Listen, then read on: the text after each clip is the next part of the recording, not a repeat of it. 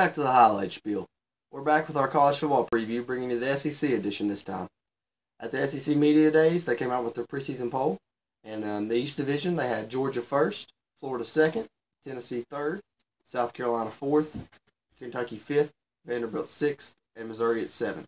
And on the West side, they had Alabama first, Auburn second, LSU third, Arkansas fourth, Texas A&M fifth, Mississippi State sixth, and Ole Miss seventh. And then, of course, they picked Alabama to win the conference outright. Agree with all those projections, pretty much? The West side, yeah, you can't go wrong having Alabama first. You know, they've won the division God knows how many years in a row. The East now, I don't know about having Georgia first. Maybe Florida, because, you know, they ended the season strong. They are, but they just also lost. Those two receivers got kicked off the team, as well as starting off with Michigan's a tough game. I'm thinking they're probably going to start off with a loss right off the jump. Of course, they could prove me wrong, but I think that's going to make them start with a loss. Tennessee, they're kind of iffy. They could be good, but who knows? Butch Jones kind of underperformed in a lot of people's eyes. And he just lost Josh Dobbs, and they're running back. Yeah. And also Jalen Hurd, who transferred to Baylor, is going to play tight end at Baylor now instead of running back, I'm pretty sure. And then you got South Carolina, Kentucky, Vanderbilt, and Missouri. So it's just kind of like a middle of the East kind of, I don't know, it's like a lot of parity there. I think Georgia's definitely the top team. Jacob Eason coming back, Nick Chubb returning. I think that they got it right with Georgia as a top team there, and I think it's pretty even though throughout the East as much as it is in the West is a lot more competitive. Alabama and Auburn, tough teams. LSU's a tough team. Arkansas's got a good team. And the East is kind of down right now. A lot of the teams in the East are kind of down right now, so it's tough to say, but I think Georgia's definitely the top dog there. Then on the West, of course, you can't go wrong with picking Alabama. And then I think you can go Auburn or LSU, either one at 2. I'd take Auburn there as well. With Jarrett Stidham coming in from Baylor, it's going to help them a lot. But Alabama is the number one in the conference. That's hard to argue with regardless. Some of the top players in the conference. Top quarterbacks, you got Jalen Hurts out of Alabama. Hell of a season last year. Nick Fitzgerald at Mississippi State, and Austin Allen at Arkansas. And then I'll go ahead and throw in Jarrett Stidham, who's taken over at Auburn, the transfer from Baylor. He's going to, I think, have a good season. With the running backs, you got Darius Geis from LSU, Cameron Petaway from Auburn, Raleigh Williams from Arkansas. You got maybe one of the best running backs in the conference with Nick Chubb, Bo Scarborough from Alabama, and Ralph Webb from Vanderbilt. All good ones there. A lot of big names in there. Nick Chubb, Darius Geis, Bo Scarborough, who's a huge man over there at Alabama. Alabama's really loaded at the running back position, I think. Darius Geis, he really showed a lot last year, filling in for Fournette and stuff when he was out. And I think he's a Heisman candidate coming in and the best running back in the conference, if not the best running back in the country, one of them. I put him and Saquon Barkley from Penn State both up there in that top running back discussion. Nick Chubb had a great career, been kind of battling injuries lately. He's back. Hopefully he'll be fully healthy this year and have a full season. Cameron Petway at Auburn, guy who really burst on the scene last year. I think could have another big season at Auburn. You know, Gus Malzahn, the way he likes to run the ball, and their running backs are always going to have big seasons, I think, in that system. Some top wide receivers, Christian Kirk at Texas A&M and Calvin Ridley at Alabama. Christian Kirk, I think, is going to be a great pro prospect, and Calvin Ridley at Alabama as well. Either one of them you can see in the NFL here in the next 5-10 years or so. Defensively, Arden Key at LSU on the defensive line. Kind of a blitzer linebacker there. I'd argue he's the best defensive player in the conference overall, period. And the best NFL prospect as well. He's a freak athlete, and he's going to see him sacking a lot of quarterbacks in the SEC this year. Then you got Deron Payne at Alabama, Trenton Thompson at Georgia, and Marquise Haynes at Ole Miss. Linebackers, you got Jordan Jones at Kentucky, Sean Dion Hamilton from Alabama, and Sky Moore from South Carolina. And defensive backs, you got Armani Watts from Texas A&M, Ronnie Harrison from Alabama. Ronnie Harrison's a good one, I think. He's going to do some good things. So there's a lot of tough players in this conference. Speaking of who would you like player? Who are you thinking player of the year early on in this conference? We're gonna give it to old Nick think that's a good pick. I think for my player of the year, I'd have to go Darius Geis on offense and Arden Key as far as defense. I think Arden Key is a hell of a player down there at LSU. Yeah, that's two LSU players, but they've got two good ones and they can have a big season. So I'll go Geis and Key. Preseason top 25 teams in the conference. SEC, one of the best conferences in college football, if not the best. So, you're going to have quite a few teams in the top 25, and they do again this year preseason. Alabama at 1, Auburn's at 12, LSU was ranked 13th, Georgia was ranked 15th, Florida was 17th, and Tennessee rounded out the top 25 at 25. Agree with most of those and where everybody's ranked, or is there anybody else in the conference you'd like to see ranked that's not? I don't know about having Tennessee ranked unless you're going off their body of work last year. I mean, this year they're probably not going to do too much. They probably won't be in the 25 long. I could agree with that. I think they're kind of a borderline top 25 team to start the season, and I'm not too sure if they'll be there throughout the whole thing or not. Florida at 17, I don't know if they'll stay there. They've lost some players, and if they beat Michigan, they'll jump real high. Oh, if they beat Michigan, they'll definitely jump up there. Michigan top 10 team preseason. I don't think they'll take that win, and I think Florida's maybe a top 20 team if that depending on what type. They could prove me wrong, but I see them more as a top 20 team. The 17's a little high for them. Everyone else, I think, is ranked pretty much accordingly. Alabama's the top team in the country. It's hard to argue with what they got coming back and how they've been producing in the past decade. I mean, they've been dominating college football. All they do is reload. That's it. They reload. They get the best players in the country year after year. So that's pretty good top 25 SEC teams there, I think. Some of the bigger conference games. Ole Miss at Alabama, September 30th. Florida at LSU on October 7th.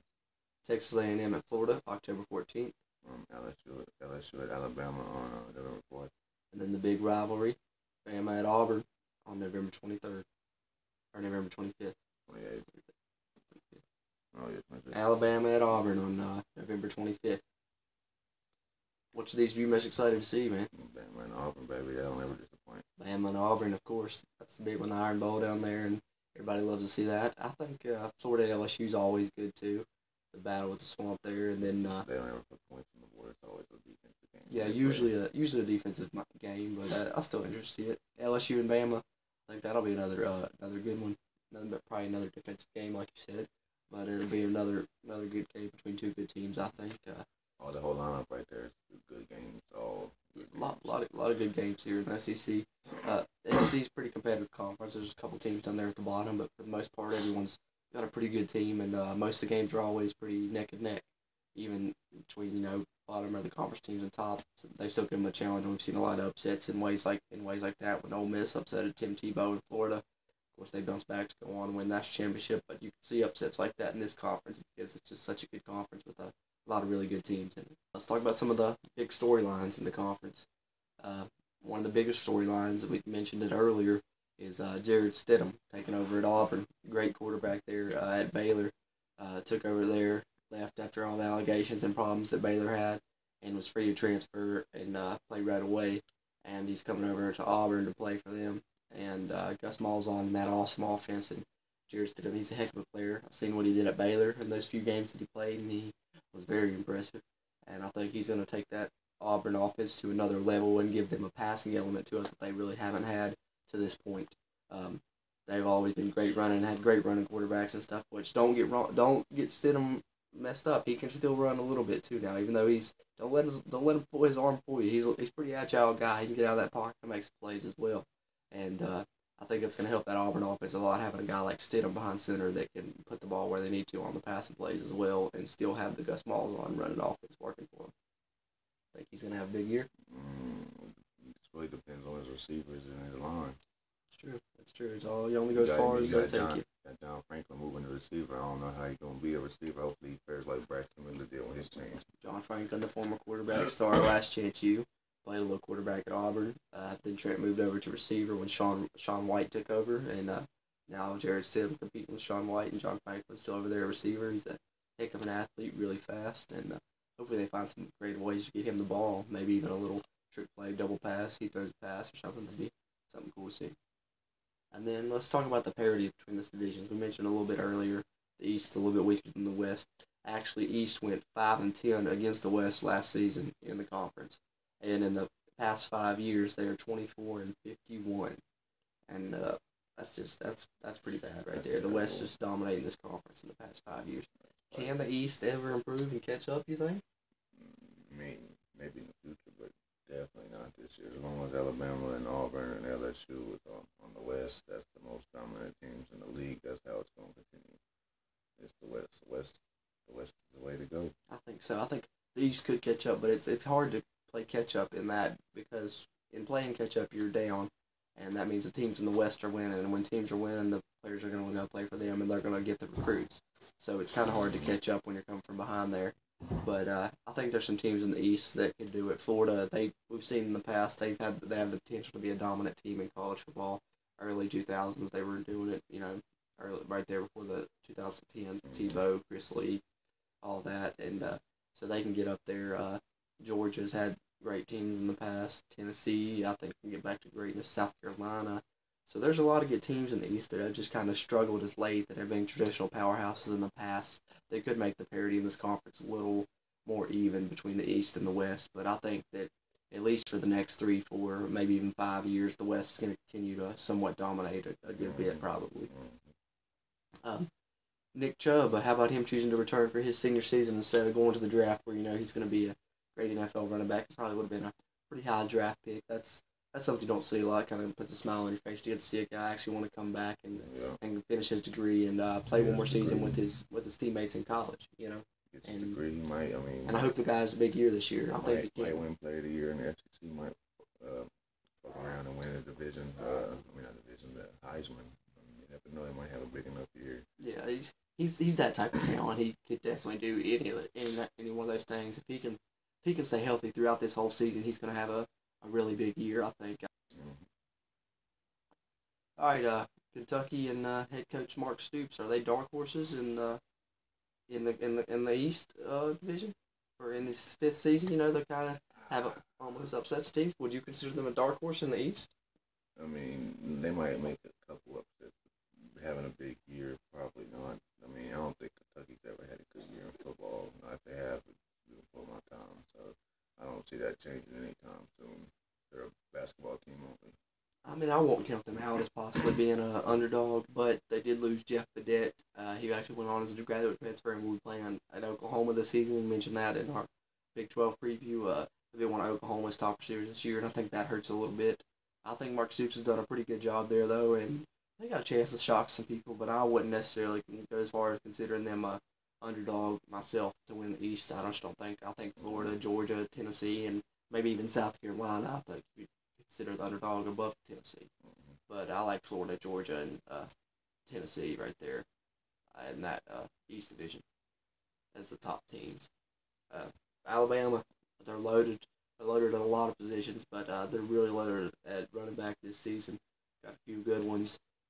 Good receivers again, and then Jalen Hurts back. He really took that Bama offense to another level, and when he came in and they had a running quarterback that could add the kind of spread element to it when him and Lane Kiffin came in together. Of course, Lane Kiffin's gone now, but they're going to still keep running that offense with the quarterback they've got in Jalen Hurts and letting him run and throw on people, and he was amazing as a freshman, so I think they're going to have another great season, and my question to you is, can anyone beat Alabama?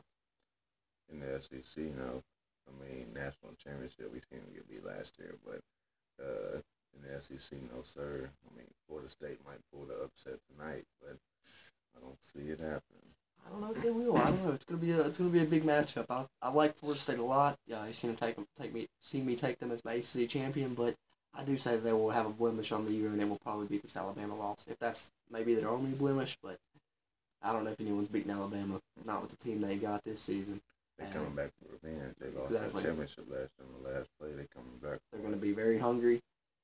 Nick Saban, great coach, and Jalen Hurts is going to be even more talented in this next season with an off season to develop and really hone his strengths and everything. It's going to be a sight to see Alabama this season. I think they're going to really be scary this season, frankly. Alabama's a team to beat to me. I don't know if anyone can.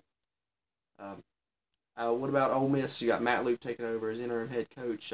Hugh Freeze gone. A lot of NCAA allegations blooming there. Some crazy things. I've heard talk about prostitution and many number of other things. Ole Miss kind of been up with Hugh Freeze. Had a lot of really good recruiting classes, but maybe these NCAA allegations are kind of why. Matt Luke taking over. What do you think he's going to do at Ole Miss? With the kind of talent stocked pretty good from Hugh Freeze. Do you think Matt Luke's going to have a good first season? And if he does, do you think they'll hire him on as a full-time head coach, or are they already looking for other prospects? I'd say they'll hire him as their head coach just because of him working with Hugh Freeze, but I don't see them having a big year at all. They was third, number 7 on the end of the West for a reason. So that's where they're gonna stay. They don't see them having probably 5 wins, maybe 4 or 5, around that area. I don't see them getting but like 2 or 3 in the conference.